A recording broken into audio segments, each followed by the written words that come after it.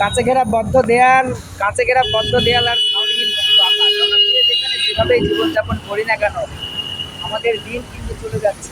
আপনার বড় বড় আলিশান হোটেলে থেকেও দিন যাচ্ছে, আবার কারোর গাছতলায় যাচ্ছে। যে আমার একটা গানের মধ্যে আমি বলেছি যে এ শহরে এ শহরে কেউ গাছতলায়, কেউ গাছতলায়, ধনী গরিব ধরে দেশ খালি হাতে সবাই।